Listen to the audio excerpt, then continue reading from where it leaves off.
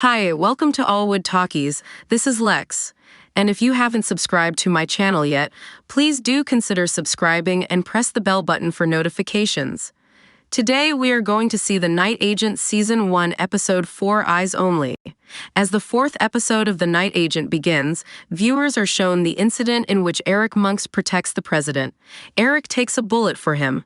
In the present, Chelsea Arrington enters the room and begins searching for pills now that she knows Eric was an addict. Eric confesses that he is still an addict and always will be. He is clean now and gets tested twice a week to prove it. He urges Chelsea to make the call and drum him out. Eric believes he can teach her things, but Chelsea isn't sure about that.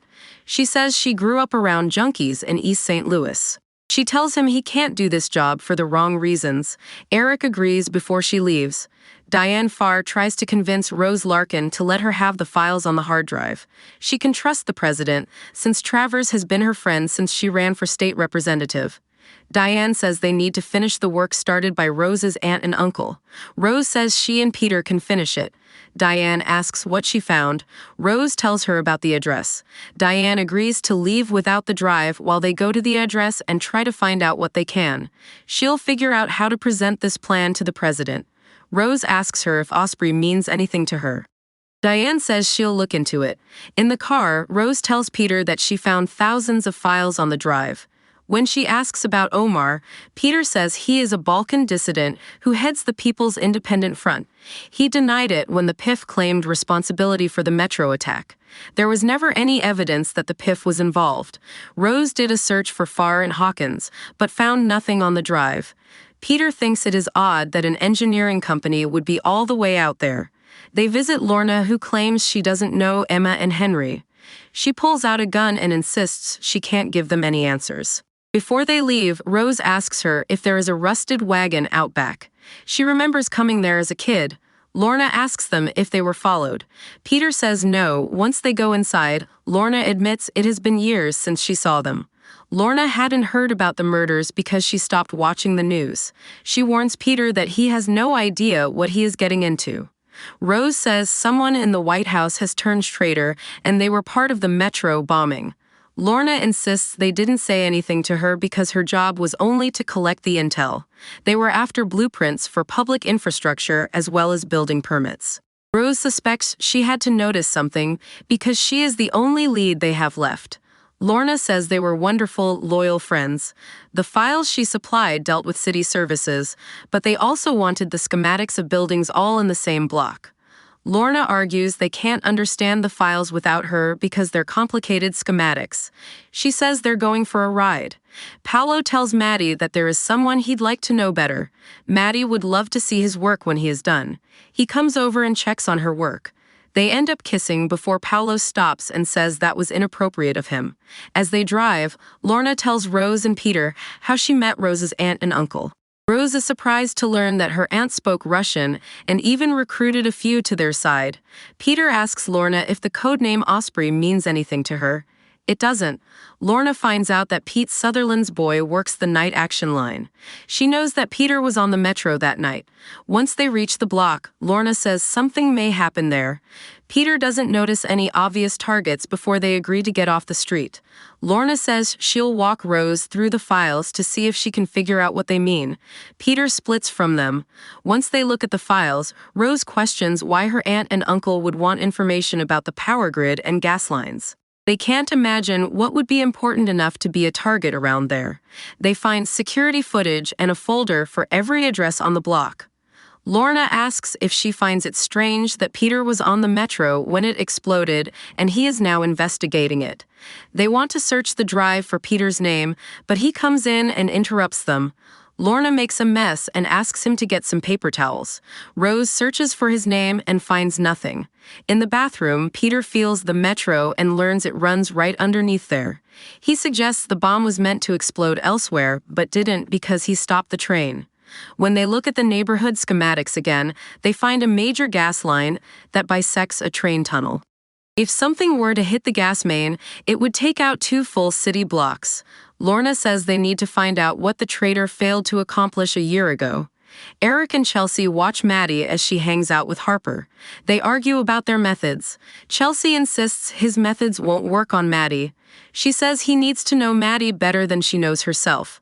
Lorna prepares to say goodbye to Rose and Peter.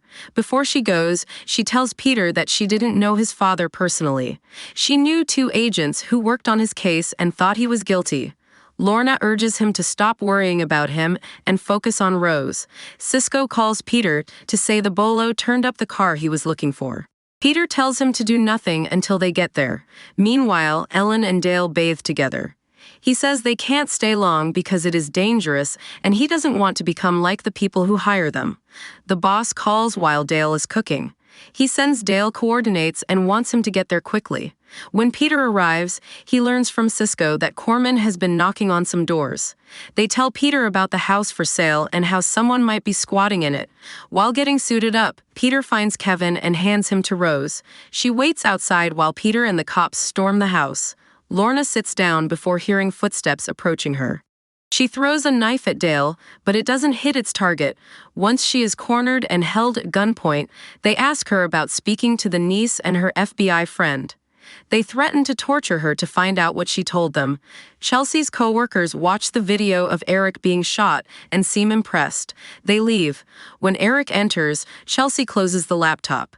Peter and Rose check into a motel room and tell the receptionist that she is being stalked. Peter asks her to turn them away and call their room if anyone comes looking for them. Peter gets them something to eat while Rose reads about Zadar. She wonders if someone in the White House offered him something to do the bombing so they could get their hands clean. They laugh about the motel while eating. Peter admits he didn't travel with Zoe as much as they would have liked because he was tuned out. He believes he should have talked to her more about what he was going through. Rose isn't sure people have to constantly talk to be tuned into each other. In the morning, Rose wakes up and hears Peter snoring before going back to sleep. Ellen and Dale try to bury the body. Dale knew she wouldn't go easy. Ellen says she was a real pro.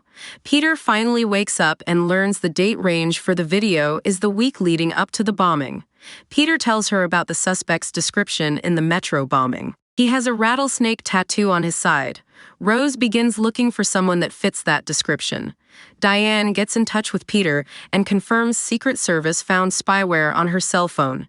When he tells her what they found, Diane says they have to share it with the FBI by the end of the day. Eric double-checks everything before leaving Maddie with her professor. She apologizes for yesterday only for her professor to kiss her. Paolo says he can't do this because he could lose his job and she could end up in the middle of a scandal. Maddie suggests going somewhere private. Paolo insists no one can find out about this. Maddie can ditch the agents if that is what he wants.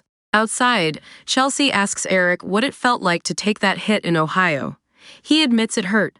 Eric knows he might need this job to stay clean, but that doesn't mean he isn't up to it.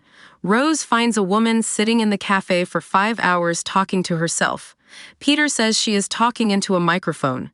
The mystery man learns about the interrogation and is told Sutherland and the girl aren't even close to them. Peter says the woman is Secret Service and he knows her. It turns out to be Chelsea. She must have been on someone's protection detail. The mystery man is the vice president, and he visits his daughter. Peter says this is an assassination attempt. Maddie argues with her father. Thanks for watching ALLWOOD Talkies. Support us by subscribing to our channel and give thumbs up. Catch you on the next video. Bye, guys.